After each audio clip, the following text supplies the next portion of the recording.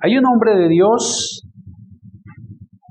es el pastor Miguel Núñez, dominicano, un hombre del Señor. Escribió un libro que se llama Latinoamérica Despierta. Y hoy quiero iniciar la enseñanza de hoy con una partecita de lo que él escribió en su prólogo. En Latinoamérica vivimos tiempos en los que el Evangelio de Jesucristo está siendo diluido, comprometido, vendido y negociado. Esto sucede porque hemos desplazado la palabra de Dios y el Evangelio a un segundo plano para dar paso a doctrinas y prácticas llamativas, pero antibíblicas. Por esta razón o por tal razón, la iglesia de hoy y sus líderes, y yo agregaría, y todos los miembros de la iglesia, tienen la responsabilidad de pararse en la brecha y defender nuevamente lo que debe ser su centro de gravedad, la palabra de Dios. Solo así podremos impactar a esta generación como Dios desea, con su verdad, por su poder y para su gloria. Queridos, la semana pasada iniciamos una serie donde estamos enfatizando por el tema de la reforma, la celebración del mes de la reforma y el mes de la Biblia, estamos exaltando la palabra del Señor. Hoy continuaremos haciéndolo con un mensaje que sin duda alguna nos va a enseñar otro argumento más para la importancia de ella, de la palabra. El domingo pasado vimos la necesidad que tenemos todos los creyentes de ¿qué? De desear como niños la leche no adulterada de la palabra. Entonces, si buscamos una palabra clave, la de la semana pasada fue desear. Esa fue la palabra clave, desearla como niños recién nacidos. Hoy veremos la importancia de permanecer. El domingo pasado fue desear. Hoy es la importancia de permanecer en la palabra. No basta con desearla y alimentarnos de ella, sino que es necesario también permanecer, vivirla. Porque quien es fiel a la palabra es un verdadero cristiano. Para quienes toman apuntes, el título de la predicación de hoy es La marca de un verdadero cristiano. Y para ello les invito a que abran sus Biblias en el Evangelio de Juan, capítulo 8, y vamos a estar versículos 31 y 32. Evangelio de Juan, capítulo 8, versículos 31 y 32.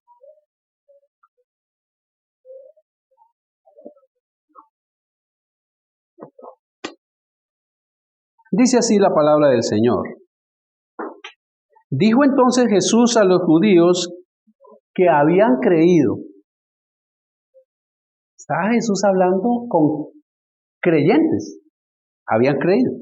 Dijo Jesús a los judíos que habían creído en Él: si vosotros permaneciereis en mi palabra, seréis verdaderamente mis discípulos. Y conoceréis la verdad, y la verdad os hará libres. Querida iglesia, así como en la sociedad la verdad escasea y abunda la falsedad, hoy hablamos de fake news, ¿no? Fake, ¿cómo se dice? ¿Noticias falsas? Uno no sabe qué está llegando por las noticias, si esas son falsas, son verdaderas. En mi país, desafortunadamente, también se habla de falsos positivos. Queridos, así como hay mercancía falsa con marcas originales y terminamos siendo engañados cuando compramos, asimismo dentro de la iglesia también encontramos discípulos falsos. Es lo que acaba de mostrarnos el Señor. Seréis verdaderamente mis discípulos, es decir, que hay unos discípulos que no son verdaderos. Y esto no es nuevo, esto es desde la misma época del Señor Jesús. No hay necesidad de ir, pero hermanos, en el capítulo 6, ahí 2 capítulos antes, Juan consigna ese gran milagro del Señor de alimentar con 5 panes y 2 pececillos a 5,000 hombres, pero eran más, porque es que en aquella época no se contaba a las mujeres y a los niños, solo se contaba a los hombres, así de que no sabemos cuántas otras personas más. Y en semejante milagro, al ver esta señal tan grande, muchos dijeron, este verdaderamente es el profeta que había de venir. Y por sus palabras pudiéramos concluir, wow, esta gente creyó. De hecho, le buscó, le persiguió, siguieron a Cristo. Pero como el Señor sí conoce el corazón de ellos, el suyo y el mío, luego Él les demuestra que su fe no era sincera. Y les dice a ellos, ustedes me buscan, pero porque los alimenté. Y se saciaron. ¿Ven la razón por la cual estos judíos supuestamente creyeron en Jesús? Hoy muchos llenan las bancas de las iglesias por las mismas razones que estos judíos de hace 2000 años, por lo que Él puede darles, únicamente por lo que pueden recibir de Jesús y no por quien es Jesús verdaderamente, que es el Señor, es el Salvador, quien además de tener el poder de suplir todas nuestras necesidades porque las tiene, lo tiene, Él puede suplir y suple a quien cree en Él algo más grande todavía: salvación, perdón de pecado, el hambre y la sed espiritual que solamente Él puede calmar. Lo buscan únicamente por los milagros físicos, pero no conocen al Jesús que puede suplir ese deseo espiritual de llenar con algo, y la gente busca en el mundo. Hay un hambre espiritual tan grande y muchos buscan llenarla con posesiones, con títulos, drogas, pero inclusive muchos llegan a la iglesia buscando saciar esa sed espiritual no con Jesús, sino con religión. Con religión. Y no con una verdadera relación. El discípulo falso, el que se sienta en la silla y puede durar muchos años en una iglesia, solamente podrá saciar su hambre espiritual cuando realmente tenga un encuentro con Cristo. No hay más, no hay forma.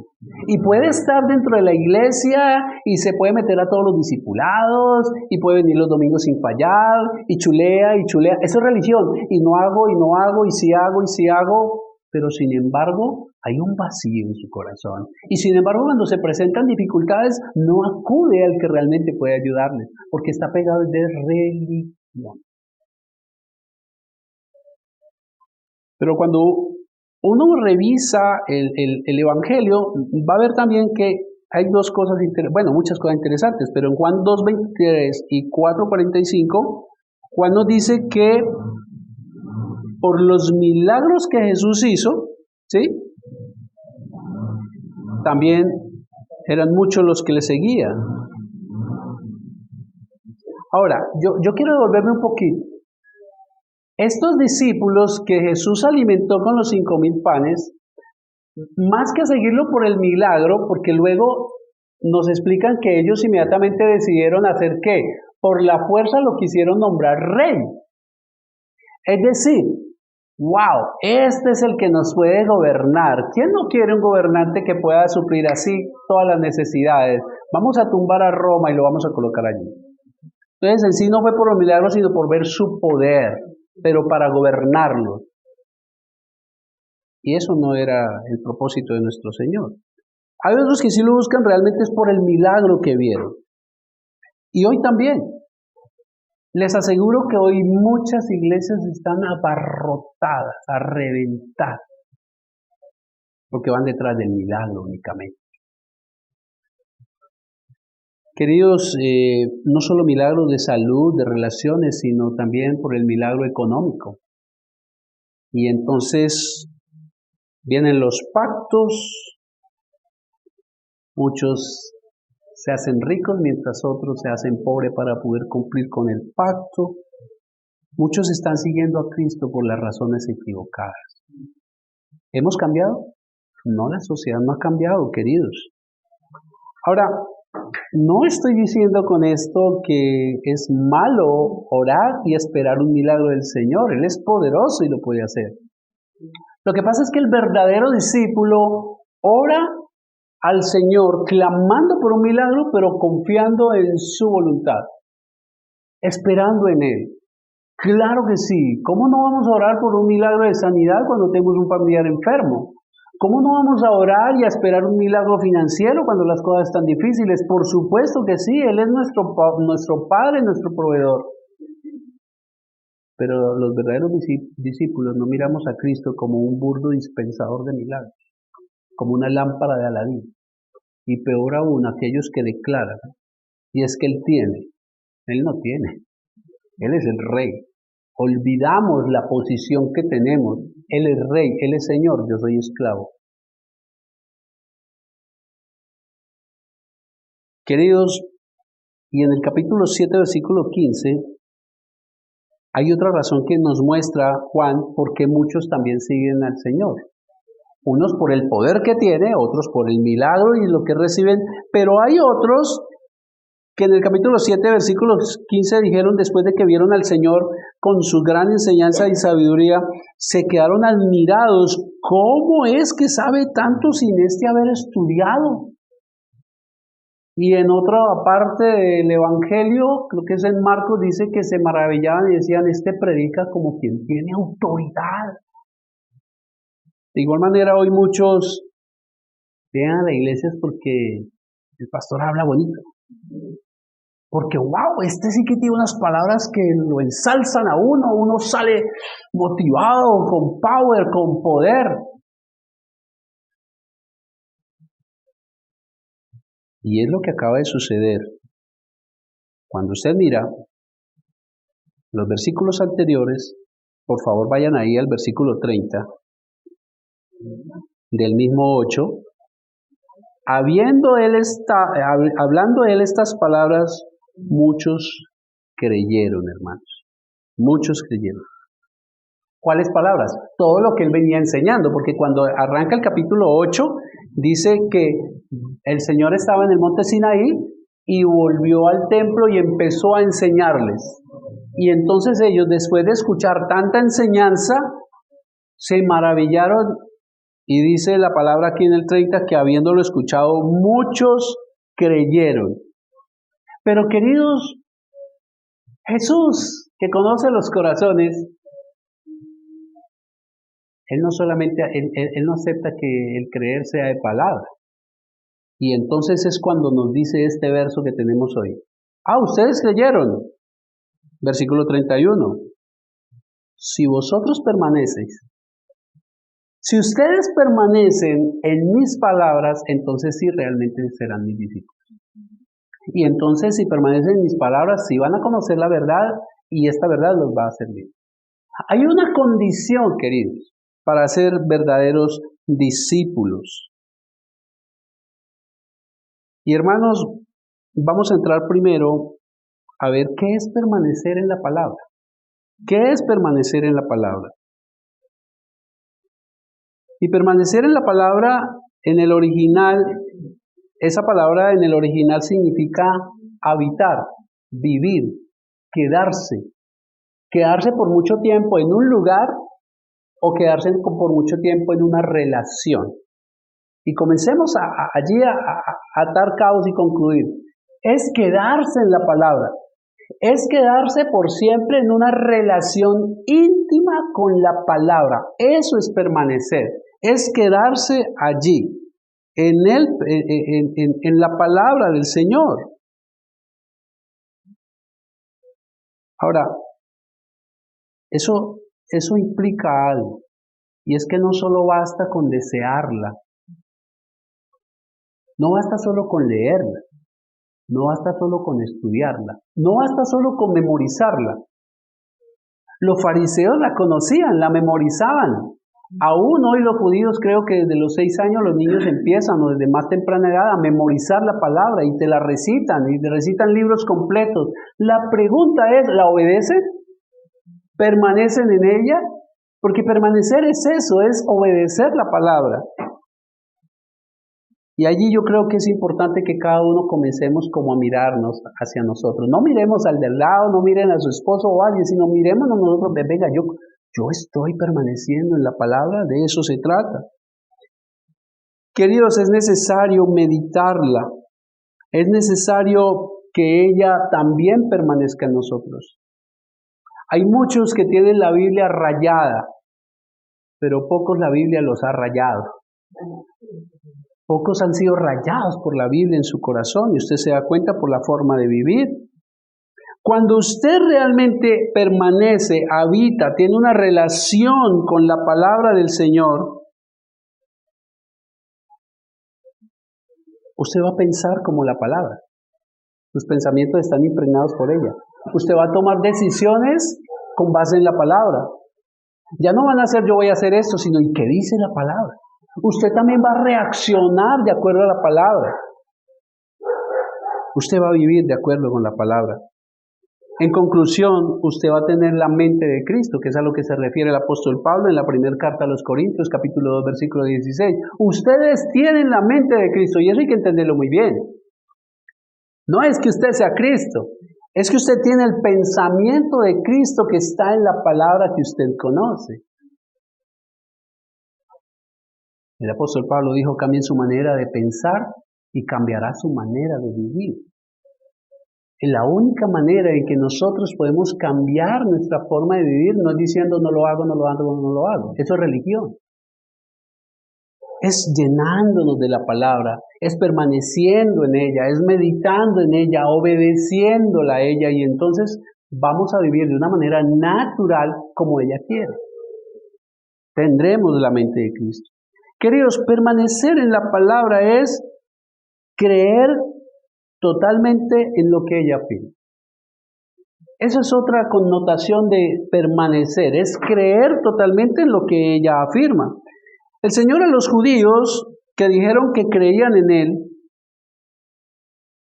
en todos estos del versículo 12 al versículo 30, les vino dando una enseñanza grandísima. Por 6 veces les repite, yo soy, yo soy, yo soy.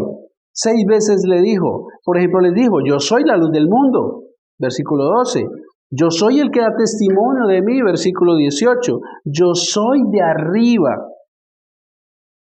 Y también les dijo en el 24, si no creéis que yo soy, en vuestros pecados moriréis. ¿Saben qué ocurrió allí? Los judíos que conocían toda la palabra, la escritura hasta ese momento, que era el Antiguo Testamento, debieron recordar en ese momento Éxodo 3:14. ¿Qué pasó en aquella época, en aquel momento? Muy bien. El Señor, vamos hasta Egipto, donde el pueblo de Dios venía por 400 años siendo esclavos, sufriendo, y el Señor le encomienda a Moisés, ve, habla con Faraón y dile que deje salir a mi pueblo. Y Moisés le dice, pero yo voy y le digo, ¿de parte de quién voy? Del yo soy. Un título de Dios. Ahora Cristo, y ellos esperaban al Mesías, que el yo soy había prometido que iba a enviar. Y Él les enseña, yo soy la luz del mundo, yo soy el pan de vida, yo soy el que viene del cielo, yo soy. Y si ustedes no creen en mí, van a morir en sus pecados. Pero ¿saben? Ellos no creyeron en Él, como decían. Si usted mira el versículo 48, estos que creyeron, en el versículo 48, le dicen esto al Señor. Respondieron entonces los judíos y le dijeron, ¿no decimos bien nosotros que tú eres samaritano y que tienes demonio?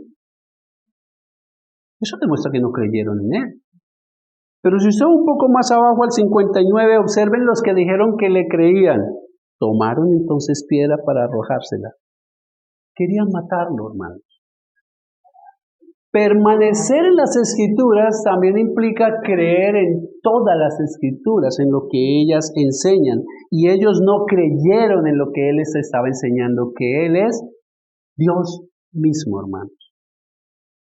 Quien no cree que Jesús es Dios, no es un verdadero discípulo. Hay que descarten entonces a los testigos de Jehová, porque ellos creen que Jesús es un Dios.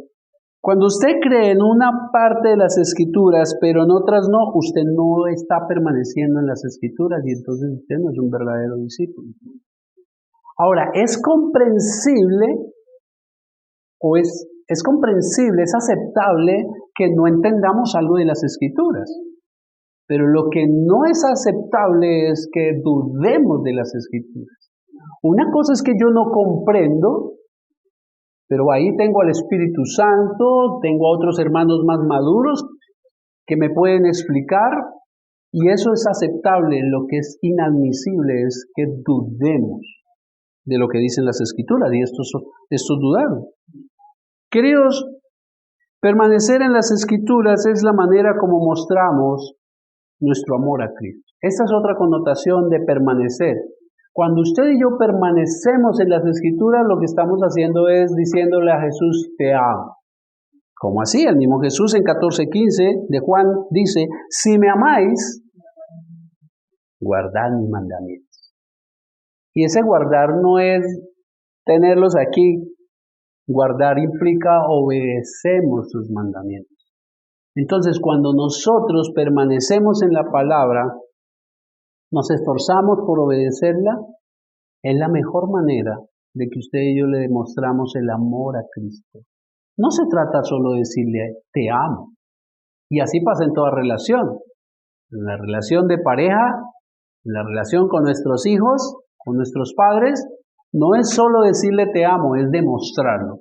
Y Jesús espera que le mostremos su amor permaneciendo en su palabra, obedeciendo su palabra. Y Él mismo nos dice, y hay que amarlo a su manera, no a la mía.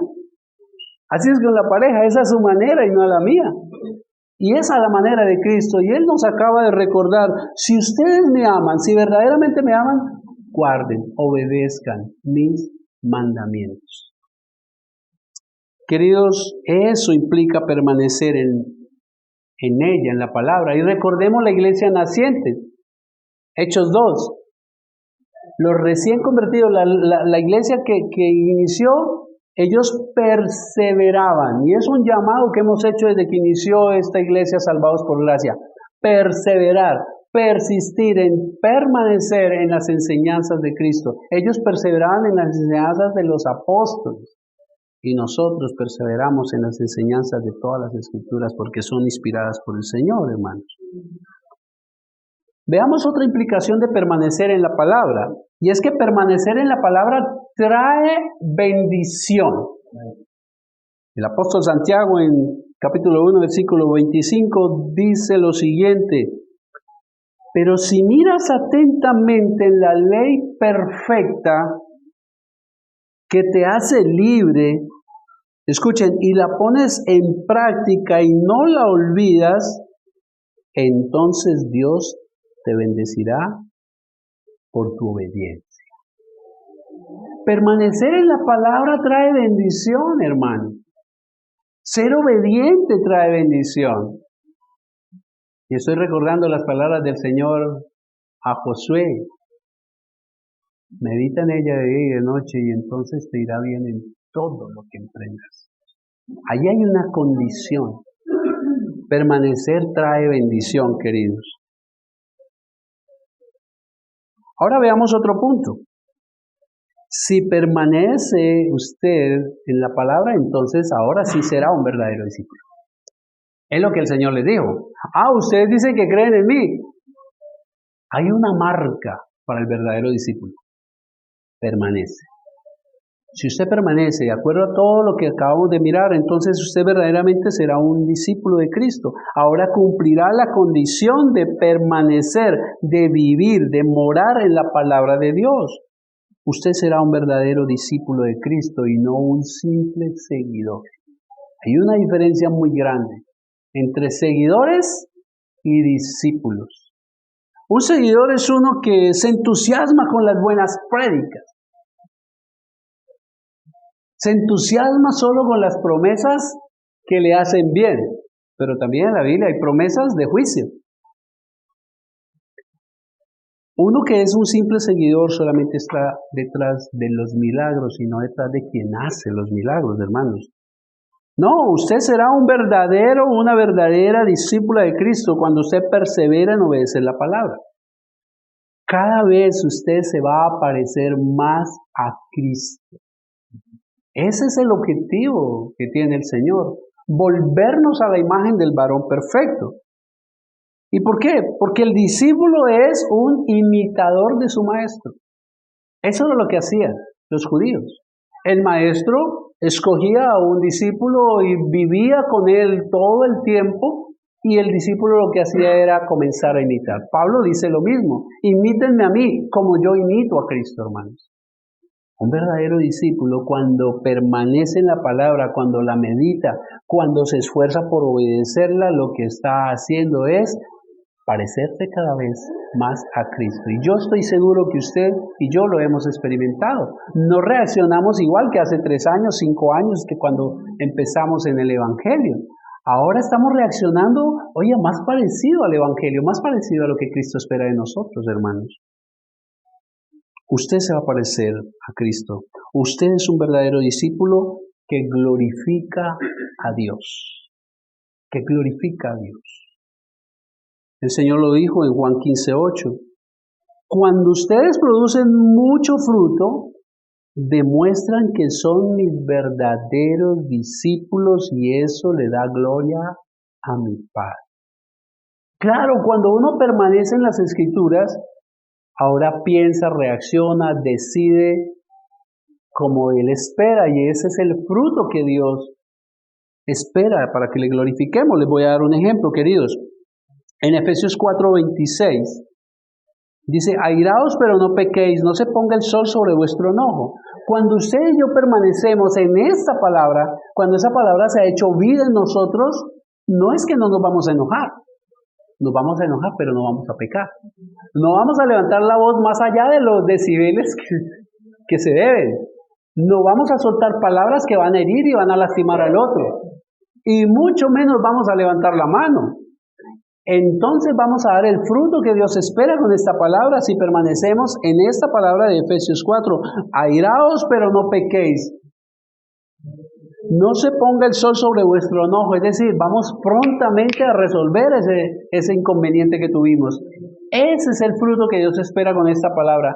Y entonces, al permanecer en ella, al vivir de esta manera, le estaremos dando gloria a Dios.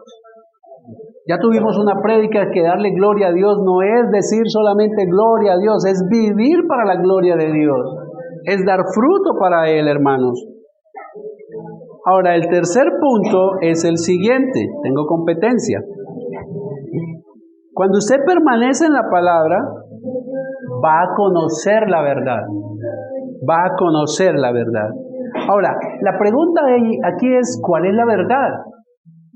¿Cuál es la verdad que debemos conocer en medio de esta sociedad donde la verdad no se distingue de la falsedad?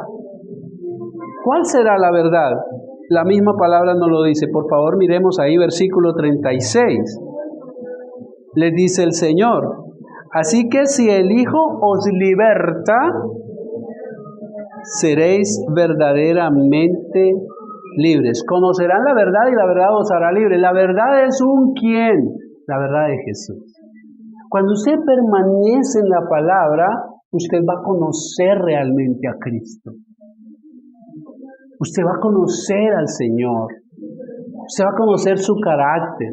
Usted va a conocer de su amor, usted va a conocer de su justicia, usted va a conocer de su misericordia, pero solamente se logra cuando usted y yo permanecemos en la palabra, hermanos. Vamos a conocer la verdad y la verdad os hará libre. Vamos a conocer realmente a Cristo. Solo cuando usted persevera, conoce sus atributos, hermanos. Dios se reveló en su palabra. Ahora, para el judío, cuando le hablaban de la verdad, ellos pensaban en Dios. La verdad es Dios. Y lo irónico es que tenían a Dios frente a él. Y lo vieron hacer los milagros que demostraban su divinidad. Y él les acaba de repetir 6 veces desde el versículo 12 al 30, yo soy, yo soy, yo soy. Y por no permanecer en la palabra, por no obedecerla, por no hacerla su vida, ellos buscaron fue matarle. Y le mataron al final.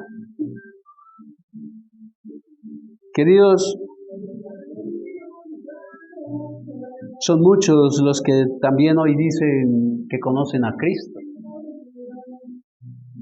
Pero el día del juicio, Él nos dice, en Mateo 7:23, que ese día les dirá, no os conocí, no os conocí, alejados de mí, hacedores de maldad. Hacedores de maldad. La pregunta que surge aquí es, ¿cuánto conoce usted a Dios? ¿Le conoce de verdad? El mismo Job concluyó después de ser un hombre amado por Dios y concluyó diciendo, solo de oídas te había oído, pero ahora mis ojos te ven. El conocer no se trata de algo intelectual, de algo conceptual. El conocer se trata de algo relacional y experimental. Usted no puede conocer a Dios o a Cristo solamente porque lee las Escrituras. Usted conoce a Cristo cuando usted realmente interioriza las Escrituras. Y le cuento algo, usted conoce más a Dios en medio de su vivir, en medio del día a día. Ahí usted conoce realmente Dios, cómo se manifiesta en su vida, pero se manifiesta de acuerdo a la palabra que usted ha conocido y en la cual usted ha permanecido, mis queridos hermanos. Ahora, esto es lo que dice el Señor. Si usted intima con Él, entonces vamos realmente a vivir el Abba. Vamos a realmente relacionarnos con Él como nos enseñó Jesús en el Padre Nuestro. Padre Nuestro. Dios sí, soberano sí, pero ya ahora es una relación de intimidad, de relación como padre a hijo. Un hijo que se acerca al Padre Celestial en total confianza, pero porque le ha conocido. Porque usted le ha visto orar a través de la palabra y en su vida, queridos hermanos. Juan escribe en su primera carta, primera de Juan, capítulo 2, versículo 24. Ustedes deben seguir fieles a lo que se les ha enseñado desde el principio. Si lo hacen, es decir, si ustedes son fieles al Señor, permanecerán en comunión con el Hijo y con el Padre. Les decía, hermanos, que cuando permanecemos en la palabra, podemos tener realmente la relación de padre e hijo. Y hay algo bien lindo que el mismo apóstol lo dice en el capítulo 2 de su primer carta. Ustedes deben seguir fieles. Deben seguir fieles a lo que se les ha enseñado desde el principio. Y si lo hacen, entonces permanecerán en comunión con el Hijo y con el Padre. Es decir, cuando permanecemos en las Escrituras, cuando permanecemos en la Biblia, cuando nosotros realmente buscamos conocerla, entonces conocemos a Dios y tendremos una intimidad que nadie puede experimentar sino solamente sus propios discípulos. Tendremos común unión, seremos uno con el Señor. Pensará como Él, sentirá como Él y querrá ser cada vez como Él. Es lo que nos dice aquí el Señor en las Escrituras. Ahora, queridos, esto también hay que enseñarle a los hijos. Conoceréis la verdad y la verdad os hará libres. Es algo que tenemos que trabajar con nuestros hijos, hermanos. Y es enseñarles la verdad. Verdades como, hijo, La verdad es la que dicen las Escrituras. Dios solo creó a hombre y a mujer, pero el mundo enseña mentiras, que también se puede nacer homosexual. Eso es una mentira que el mundo está enseñando. La verdad hay que transmitirla a nuestros hijos, hermanos. Es la única manera, hermanos, conocer la verdad y la verdad os hará libres. Cuando conocemos la verdad, o voy a devolverme, cuando yo conocí la verdad, es un ejemplo, dejé de adorar a María. Porque entonces conocí que el único medio de gracia, el único medio para llegar al Padre es Cristo. Cuando conocemos la verdad, entonces nuestros ojos se abren y no vamos a caer en las mentiras del mundo y del diablo, hermanos. Conocer la verdad hará libre al verdadero discípulo. Cuando Jesús le dijo esto a los judíos, que dijeron creer en Él, ellos inmediatamente dijeron, ¿cómo nos vas a hacer libres si nunca fuimos esclavos? Nosotros somos linaje de Abraham, y ellos se sentían orgullosos. Los judíos consideraban que ser linaje de Abraham implicaba que ya eran salvos y tenían asegurada la salvación. Sin embargo, el Señor luego les dice ahí en el versículo 34, de cierto os digo que todo aquel que hace pecado es esclavo del pecado. Ellos no eran libres, aunque vivían una religión. Y eso ocurre también con aquel discípulo falso. Mantiene la iglesia, viene los domingos, estudia las Escrituras, pero no permanece en ella y entonces juguetea con el pecado. Y dice, pero luego no es que... Sí, pero ¿por qué? Porque es esclavo del pecado, hermanos. Ellos eran esclavos del pecado. Y una prueba de ello es, si usted mira ahí en el capítulo 8, del 1 al 11, aparece que los judíos le llevaron a una mujer que encontraron en adulterio. Y mire cómo eran de pecaminosos. Señor, encontramos a esta mujer en el mismo acto del adulterio. ¿Tú qué dices? Que la ley dice que debemos apedrearla. ¿Tú qué piensas? Pero ¿saben qué decía la ley? Que tenían que apedrear a tanto a la mujer como al hombre. La pregunta es, ¿y dónde estaba el hombre? Tal vez ahí también dispuesto a apedrear a esta mujer. Y entonces el Señor, ante tanta insistencia, levanta su mirada y le dice, el que esté libre, el que no sea esclavo de pecado, el que esté libre que tire la primera piedra. Y entonces las Escrituras nos muestran que la conciencia les reargulló y desde el más viejo hasta el más joven soltaron las piedras y se fueron porque no eran libres de pecado, eran pecadores. Conocerán la verdad y la verdad os hará libres. Y ellos no eran libres, eran esclavos del pecado. Y también lo corroboramos porque ya lo miramos, que terminando esto, después de que Jesús le dijo todas estas cosas, entonces levantaron piedras ahora para matarlo a él. No eran libres, hermano. La pregunta que yo tengo para ustedes, y ya me la hice, es, ¿qué le controla su vida? Aún que controla su vida, porque uno es esclavo de lo que lo controla. Eso es ser esclavo. Aún el chisme aflora de pronto con facilidad. Aún no puede controlar su lengua. Aún el orgullo le impide pedir perdón o perdonar. Aún duda de Dios. Eso también es pecado. ¿Qué es aquello que aún le domina, aunque viene a la iglesia? Conocer a Cristo es ser libre, hermanos. Esto dijo el apóstol Pablo en Romanos 6:16. ¿No sabéis que si os sometéis a alguien como esclavos para obedecer, sois esclavos de aquel a quien obedecen? Sea el pecado para muerte o sea a la obediencia para justicia. Tenemos que decidir a quién vamos a obedecer, hermano. Ahora, no es que no tengamos deseo de pecar, porque vivimos en una naturaleza pecaminosa aunque somos salvos.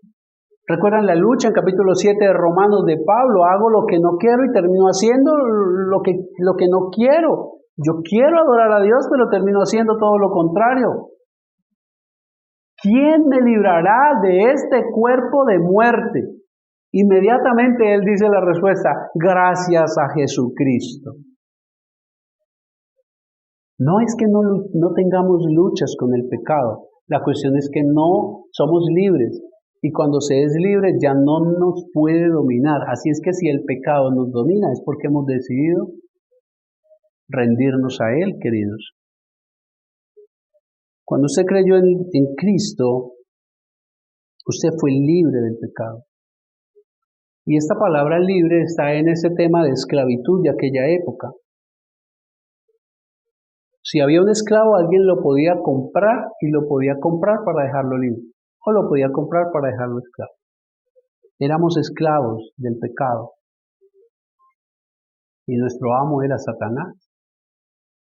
Cuando Cristo fue a la cruz, compró su libertad y la mía con su propia sangre derramándola en la cruz.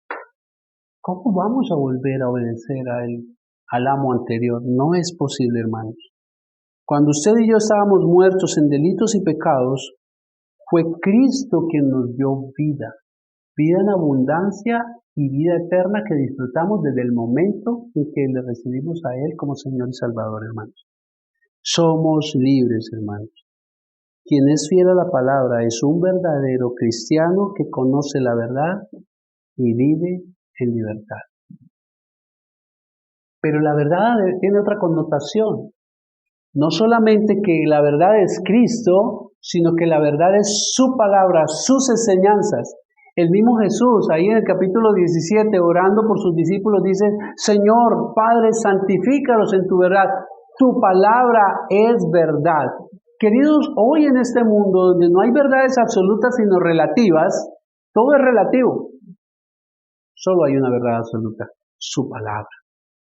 Allí usted no tiene duda de que esa es la verdad. Lo que usted ve consignado en la palabra es la verdad. Y por la verdad, hermanos, somos libres. Cuando conocemos esta verdad, tenemos la libertad. La pregunta que aquí surge, y con esto cierro, ¿es usted un verdadero discípulo? ¿Permanece en las Escrituras? ¿Cómo afecta su vida las enseñanzas de hoy? ¿Cómo va a afectar la enseñanza de hoy de permanecer, no solo de desear como el domingo pasado nos enseñó, sino de permanecer, de persistir en conocerla y obedecerla? ¿Cómo va a cambiar su vida de hoy en adelante? ¿Qué decisiones va a tomar? Porque no se trata solamente de meditar en esto que nos enseña hoy, sino y en qué decisiones voy a tomar. Porque es a partir de decisiones como nuestra vida va cambiando. Usted está hoy aquí por decisiones que tomó en el pasado. Y usted estará mañana en otras cosas por las decisiones que tome hoy. Le dijo Jesús a los que dijeron creer en Él: si vosotros permanecéis en mi palabra, realmente sí van a ser mis discípulos. Y entonces conocerán la verdad y ésta les hará libres. Meditemos, hermanos.